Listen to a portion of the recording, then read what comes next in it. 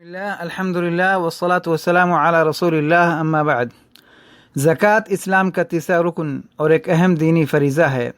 قرآن کریم نے تقریباً 82 مقامات پر زکوٰۃ کو نماز کے ساتھ ملا کر بیان فرمایا ہے، اور ان آیات کے ذریعے اس طرف اشارہ فرمایا ہے کہ جس طرح نماز کی ادائیگی ہر مسلمان پر فرض ہے، اسی طرح زکوٰۃ کی ادائیگی بھی ہر صاحب مال مسلمان پر فرض اور ضروری ہے۔ جو شخص اس کو صحیح طریقے سے مکمل ادا کرے گا، اس کے مال میں برکت ہوگی اور اس کا مال محفوظ ہو جائے گا، اور جو ادائیگی میں کوتاہی کرے گا اس کے لیے قرآن کریم اور حدیث پاک میں بڑی سخت وعیدیں آئی ہیں۔ اللہ تعالیٰ فرماتے ہیں فَبَشِّرْهُمْ بِعَذَابٍ أَلِيمٍ، ایسے لوگوں کو دردناک عذاب کی خوشخبری سنا دیجیے۔ یاد رہے کہ ایسے لوگ آخرت کی پریشانی اور رسوائی کے ساتھ دنیا میں بھی پریشان ہوں گے، ان کا مال غیر محفوظ ہو جائے گا، بلکہ اگر کسی نے زکوٰۃ پوری نہیں نکالی تب بھی وہ اس وعید میں داخل ہو جائے گا۔ 1 روپیہ بھی زکوٰۃ کا روک لیا تو اس کا مال غیر محفوظ ہو سکتا ہے۔ اس لیے ان لوگوں کو ڈرنا چاہیے جو زکوٰۃ تو دیتے ہیں لیکن زکوٰۃ کا حساب نہیں کرتے۔ مولانا تھانوی رحمۃ اللہ علیہ فرماتے ہیں کہ جو لوگ زکوٰۃ دیتے ہیں مگر حساب کر کے نہیں دیتے، جو کچھ جی چاہا دے دی، یہ بھی زکوٰۃ نہ دینے میں داخل ہے۔ چونکہ اندازے میں غلطی بھی ہو سکتی ہے اور عبادت میں احتیاط ضروری ہے، اور احتیاط کا تقاضا یہ ہے کہ آپ زکوٰۃ حساب کر کے جتنی بنتی ہے اس سے کچھ زیادہ ادا کریں، اس میں ثواب ہی ثواب ہے۔ اللہ معاف فرمائے، آج امت اس عظیم فریضے کی بنیادی مسائل سے بھی ناواقف ہے۔ زکوٰۃ کس پر فرض ہے اس کی خبر نہیں، اور کون اس کا مستحق ہے اس کی تحقیق نہیں۔ بہت سے لوگ ایسے ہیں جو زکوٰۃ کے ذریعے غریبوں کی حاجتیں پوری کرنے کے بجائے اپنے متعلقین کو دے کر ان کی خواہشات پوری کرتے ہیں۔ غریب بچیوں کی شادی کے نام پر زکوٰۃ وصول کر کے اس سے دنیا کی تمام رسموں کو پورا کیا جاتا ہے اور خلاف شریعت طریقوں اور کاموں کو انجام دیا جاتا ہے۔ یہ کیسی غربت ہے کہ شادی میں ساری خرافات پوری کی جا رہی ہیں، اس میں منہ دکھائی بھی ہوگی، بارات بھی ہوگی، اس کے لیے لڑکی والوں کی طرف سے دعوت بھی ہوگی، وہ بھی کسی نامور شادی خانے میں، اس سے بڑھ کر کہیں موسیقی اور کہیں فوٹوگرافی، کہیں مہندی کے رسم، یہ سارے خرچے کر کے بھی غربت کا دعویٰ چہ معنی دارد۔ یاد رکھیں کہ اس طرح کی رسومات اور تقریبات میں زکوٰۃ دے کر آپ اپنی زکوٰۃ کو ضائع کر رہے ہیں اور گناہ کے مرتکب ہو رہے ہیں۔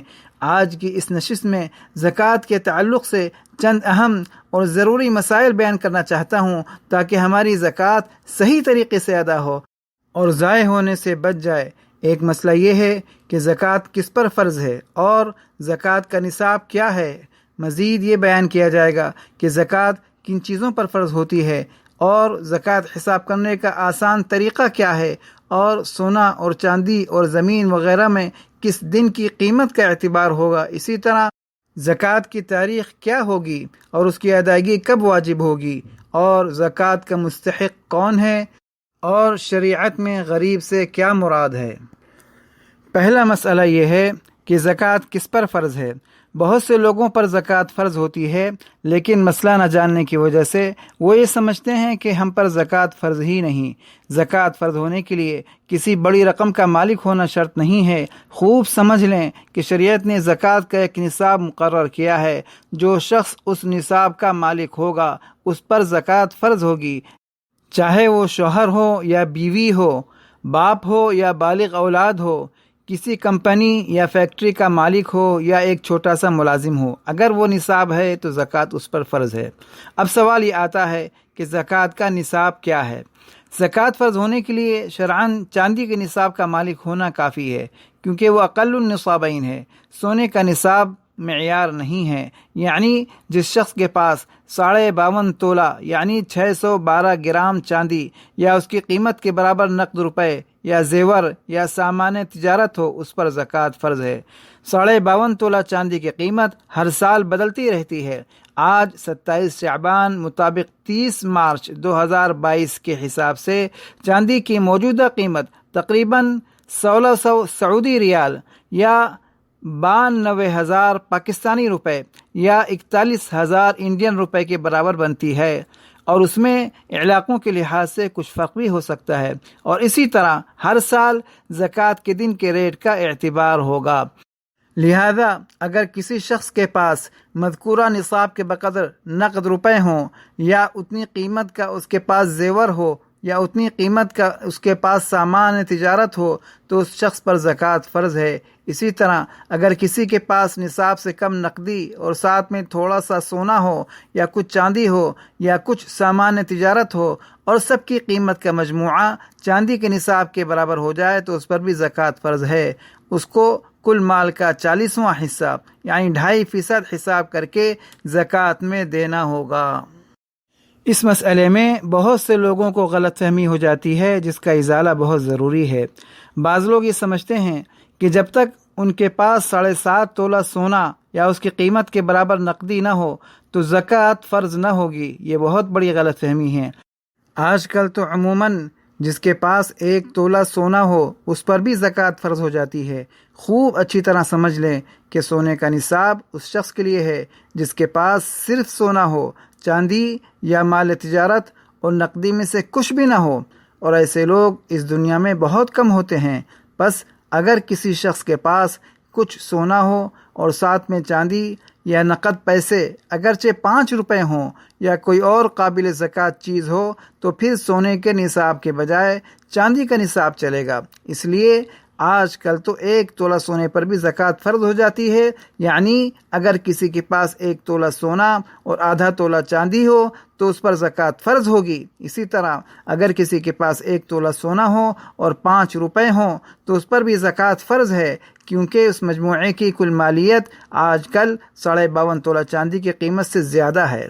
تو زکوٰۃ فرض ہونے کے لیے صرف سونے کو یا صرف پیسوں کو نہیں دیکھا جاتا، بلکہ اموال زکوٰۃ کی 4 چیزوں کو ملا کر دیکھا جاتا ہے۔ اس سے معلوم ہوا کہ امت کے ایک بڑے طبقے پر زکوٰۃ فرض ہو جاتی ہے اور مسئلہ نہ جاننے کی وجہ سے ادا نہیں کرتے، جس کی وجہ سے گنہگار ہوتے ہیں اور پریشانیوں کا شکار ہوتے ہیں۔ دوسرا مسئلہ یہ ہے کہ زکوٰۃ کن چیزوں پر فرض ہوتی ہے۔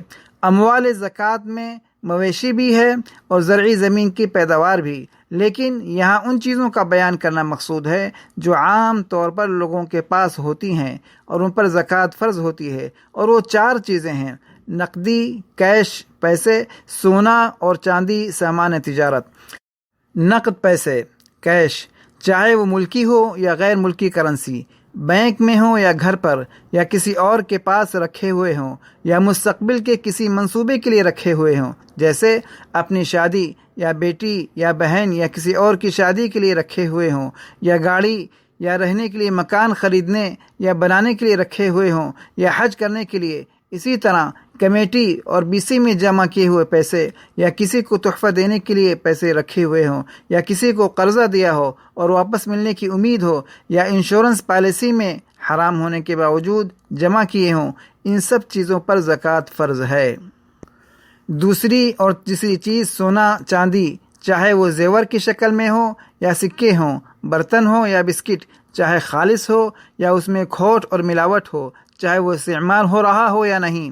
ابو داؤد شریف میں صحیح سند کے ساتھ حضرت عائشہ رضی اللہ تعالی عنہا سے حدیث منقول ہے۔ وہ فرماتی ہیں کہ رسول اللہ صلی اللہ علیہ وسلم نے میرے ہاتھوں میں چاندی کی بڑی بڑی انگوٹھیاں دیکھیں تو پوچھا، اے عائشہ یہ کیا چیز ہے؟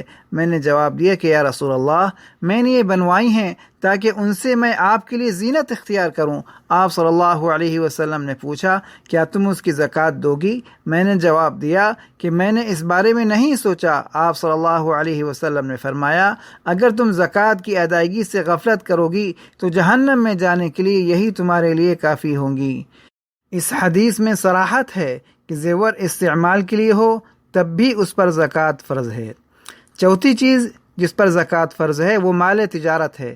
مال تجارت میں ہر وہ چیز شامل ہے جو فروخت کرنے کی نیت سے خریدی گئی ہو اور زکوٰۃ واجب ہونے کے دن تک بیچنے کی نیت برقرار ہو۔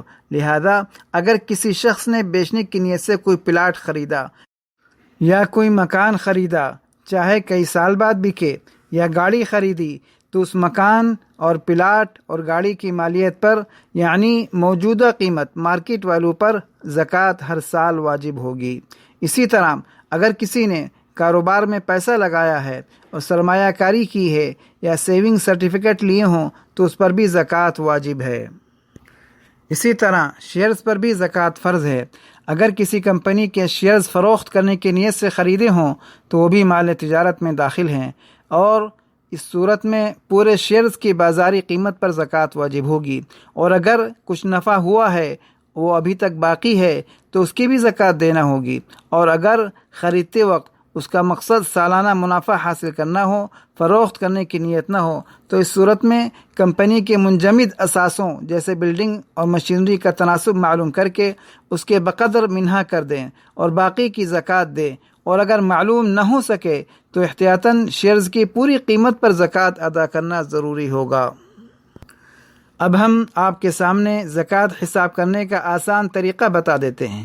جب زکوٰۃ کا دن آئے تو مندرجہ بالا تمام قابل زکوٰۃ چیزوں کی قیمت لگا کر ان کا ٹوٹل کر لیں، اور آپ کے ذمے جو واجب الادا ضروری قرضے ہیں ان کو اصل رقم سے منہا کرنے کے بعد جو باقی بچے اس کا 40واں حصہ یعنی 2.5% بطور زکوٰۃ ادا کریں، اور اگر کوئی قرضوں کو منہا کرے بغیر پوری رقم کی زکوٰۃ دینا چاہے تو وہ تو اور اچھی بات ہے۔ اس کا آسان طریقہ یہ ہے کہ حساب کرنے کے بعد جتنی جملہ ٹوٹل رقم بنتی ہے اس کو 40 پر تقسیم کر دیا جائے، جو حاصل ہوگا وہ آپ کی زکوٰۃ کی مقدار ہوگی۔ اگر آپ کے پاس 1000 روپے ہیں تو اس کی زکوٰۃ 25 روپے ہوگی، اور اگر 1 لاکھ ہیں تو اس کی زکوٰۃ 2500 روپے ہوگی۔ اور یہ بات بھی واضح رہے کہ جو چیز جس کی ملکیت میں ہو اس کی زکوٰۃ اس پر فرض ہے۔ اگر سونے کی مالک بیوی ہے تو زکوٰۃ بیوی پر فرض ہے۔ اگر اس کے پاس نقد روپے موجود نہیں ہیں اور نہ اس کا کوئی ذریعہ آمدنی ہے تب بھی اس کو زیور بیچ کر زکوٰۃ ادا کرنا ہوگی۔ اگر کوئی دوسرا ادا کرنا چاہے تو جس پر زکوٰۃ فرض ہے اس کی اجازت سے ادا کر سکتا ہے، جیسے بیوی کی زکوٰۃ شوہر دیتا ہے اس کی اجازت سے ادا کر سکتا ہے، اسی طرح ماں کی زکوٰۃ بیٹا ماں کی اجازت سے ادا کر سکتا ہے۔ اور یہ بات بھی قابل توجہ ہے کہ بعض لوگ یہ سمجھتے ہیں کہ زکوٰۃ نصاب سے زیادہ پر ہوتی ہے اور نصاب کے بقدر جو زیور ہے اس کی زکوٰۃ معاف ہے۔ یہ بھی شیطانی فتویٰ ہے۔ آپ کے پاس اگر 10 تولہ سونا ہے تو پورے 10 تولے پر زکوٰۃ واجب ہے، اس میں کچھ منہا نہیں کیا جائے گا۔ تیسرا مسئلہ یہ ہے کہ جب مذکورہ چیزوں کا حساب ہوگا تو قیمت کس دن کی معتبر ہوگی؟ تو یہ بات یاد رکھیں کہ آپ کے پاس چاہے زیور ہو یا زمین یا مکان یا کوئی اور سامان تجارت ہو تو زکوٰۃ میں موجودہ قیمت مارکیٹ ویلو کا اعتبار ہوگا، یعنی قیمت اس وقت کی معتبر ہوگی جس سال اور جس دن آپ کے ذمے زکوٰۃ کا حساب کرنا فرض ہے، اور جس دن آپ نے چیز خریدی تھی اس دن کی قیمت کا اعتبار نہیں ہوگا۔